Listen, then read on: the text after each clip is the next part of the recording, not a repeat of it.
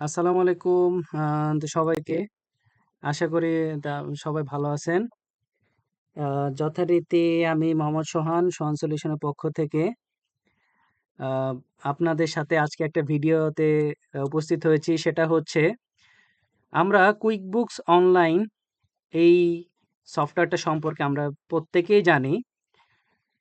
সেটা হচ্ছে একটা ক্লাউড অ্যাকাউন্টিং সফটওয়্যার, যেটা হচ্ছে ইনটুইট কর্পোরেশনের একটি প্রোডাক্ট।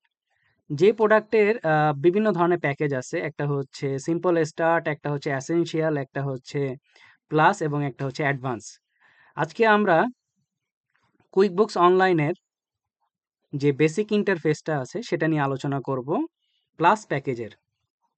আমরা প্রত্যেকেই জানি কুইকবুকস অনলাইনের দুইটা ভার্সন, একটা হচ্ছে ক্লায়েন্ট ভার্সন, আরেকটা হচ্ছে অ্যাকাউন্টেন্ট ভার্সন। অ্যাকাউন্টেন্ট ভার্সন হচ্ছে যারা অ্যাকাউন্টেন্ট হিসেবে কাজ করে, রিমোট বুককিপার বা প্রফেশনাল অ্যাকাউন্টেন্ট হিসেবে যারা কাজ করে। আর ক্লায়েন্ট হচ্ছে ক্লায়েন্টের ভার্সন আমাদেরকে ট্রায়াল হিসেবে 30 ডেজ প্র্যাকটিস করার জন্য দেয়। আর অ্যাকাউন্টেন্ট ভার্সনটা হচ্ছে ফ্রি। সেটা ইউকে এবং গ্লোবাল ভার্সন দুটোই অ্যাভেলেবেল আছে। তা আমরা আজকে কুইকবুকস অনলাইনের একটা ইন্টারফেস নিয়ে বেসিক আলোচনা করার চেষ্টা করব। সেটা হচ্ছে প্লাস ভার্সনে। তো চলুন আমরা সবাই চলে যাই কুইকবুকস অনলাইনের প্লাস ভার্সনের ক্লায়েন্ট অ্যাকাউন্টে। এটা হচ্ছে একটা কুইকবুকস অনলাইনের প্লাস ভার্সন, যেটা কুইকবুকসের ক্লায়েন্ট অ্যাকাউন্ট বলা হয়। সেটাকে আমরা চিহ্নিত করি হচ্ছে ব্ল্যাক ব্যানার দ্বারা। ব্ল্যাক ব্যানারের আরেকটা খুব সুন্দর কুইকবুকসের ভাষায় নাম আছে, সেটাকে বলা হয়ে থাকে হচ্ছে নেভিগেশন প্যানেল। এটাকে বলা হচ্ছে টোটাল নেভিগেশন প্যানেল।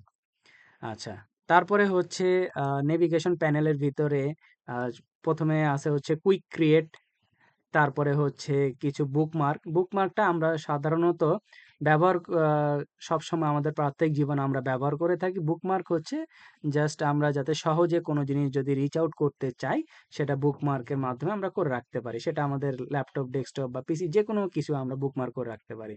মানে যেখানে আমরা সচরাচর যাতায়াতের প্রয়োজন পড়ে যে ওয়েবসাইটে, সেটা আমরা বুকমার্ক করে রাখি, নির্দিষ্ট করে রাখি। এখন এই বুকমার্কটাকে চেঞ্জ করা যায় পেন্সিল আইকনের মাধ্যমে। তারপরে হচ্ছে মেনু, মেনু বারের ভিতরে প্রথমে আছে হচ্ছে ড্যাশবোর্ড, যেখানে আমরা বর্তমানে অবস্থান করতেছি একটা ড্যাশবোর্ডে। তারপর হচ্ছে কিছু টাস্ক, দেন হচ্ছে ট্রানজেকশন, তারপরে হচ্ছে অ্যাডভান্স অ্যাকাউন্টিং, দেন হচ্ছে সেলস, তারপরে হচ্ছে এক্সপেন্স, তারপরে হচ্ছে কাস্টমার লিডস, রিপোর্টস, পেরোল। ওকে, আমি আপনাদের ভিডিও শুরুতে আপনাদের প্রত্যেকে বলেছিলাম আজকে হচ্ছে আমরা কুইকবুকস অনলাইনে প্লাস ভার্সনটা নিয়ে দেখব। কিন্তু আমি আপনাদের ভিডিও সুবিধার্থে আমি অ্যাডভান্স অপশনটাও আপনাদেরকে দেখাচ্ছি, যে কুইকবুকস অনলাইনে অ্যাডভান্স অপশন ফিচার আমরা কিভাবে বুঝবো যে এটা অ্যাডভান্স অপশন। আপনাকে এখানে দেখা যাবে হচ্ছে অ্যাডভান্স অ্যাকাউন্টিং নামে একটা অপশন তারা দেখাবে। তারপরে হচ্ছে কাস্টমার এবং লিডস নামক একটা অপশন তারা দেখাবে নেভিগেশন প্যানেলে।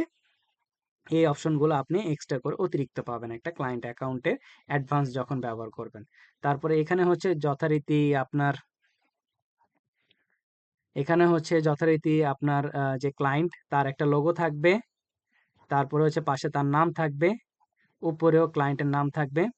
দেন ডান পাশে হচ্ছে যদি কুইকবুকসের কোনো হেল্পের প্রয়োজন হয় এই অ্যাকাউন্টটা পরিচালনা এক্সপার্টদের কাছ থেকে, সেটা আমরা হেল্পের মাধ্যমে যাব। তারপরে হচ্ছে 9 ডটস বা মাল্টি ডট যেটাকে বলা হয়, যেটার মাধ্যমে কুইকবুকসের বিভিন্ন অ্যাপসের যে ইন্টিগ্রেশন করতে হয়, থার্ড পার্টি অ্যাপস, যেমন হচ্ছে ডেক্সট, শপিফাই, তারপর হচ্ছে হাবডক। এই সফটওয়্যারগুলো আমরা এখান থেকে অ্যাভেলেবল পাবো। তারপরে হচ্ছে সার্চ অপশন, যেখান থেকে আমাদের রিসেন্ট ট্রানজেকশনগুলা আমরা কুইকবুকস অনলাইনে খুঁজে পেতে পারি। তারপরে হচ্ছে বেল আইকন, যদি কোনো নোটিফিকেশন আমাদেরকে কুইকবুকস অনলাইন থেকে দেওয়া হয়।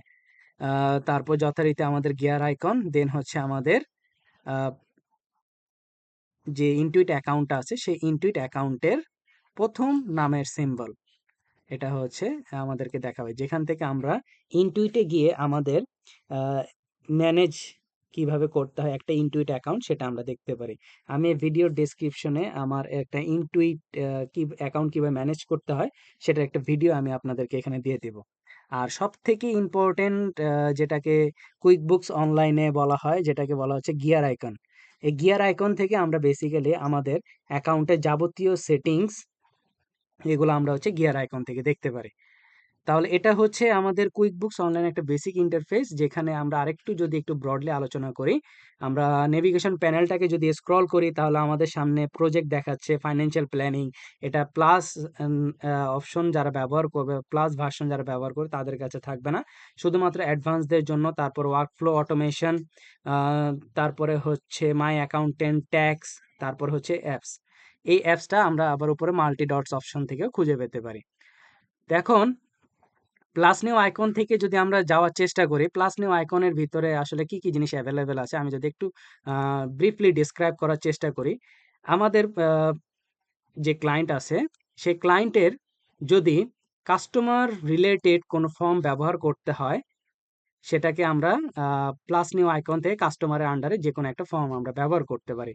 তারপর সাপ্লাই রিলেটেড যদি তার কোনো ট্রানজেকশন ঘটে, সেই ট্রানজেকশনগুলা সে কি করতে পারে, প্লাস নিউর আন্ডারে সে সাপ্লায়ার অপশন থেকে সেই অপশনগুলো ব্যবহার করতে পারে। এখন কাস্টমার কি কি হইতে পারে, কাস্টমারের কি রিলেটেড ফর্ম ব্যবহার হইতে পারে, আপনার on credit sales, on cash sales, তারপরে হচ্ছে ক্রেডিট নোট, তারপর রিফান্ড, রিসিভ পেমেন্ট, তারপর ডিলেট ক্রেডিট, ডিলেট চার্জ। আমি ডিলেট ক্রেডিট এবং ডিলেট চার্জ নিয়েও আমি একটা ভিডিও করে রাখছি, আমি সেটাকে ডেসক্রিপশন বক্সে দেওয়ার চেষ্টা করব, আপনারা সবাই সেখান থেকে দেখে নেবেন। তারপরে হচ্ছে সাপ্লায়ার, সাপ্লায়ারের অধীনে হইতে পারে কিছু বিল হইতে পারে, কিছু এক্সপেন্স হইতে পারে, কোনো বিল পেমেন্টের অপশন হইতে পারে, তারপরে হচ্ছে সাপ্লায়ার ক্রেডিট এবং ক্রেডিট কার্ড ক্রেডিট ইত্যাদি এই সংক্রান্ত জিনিস।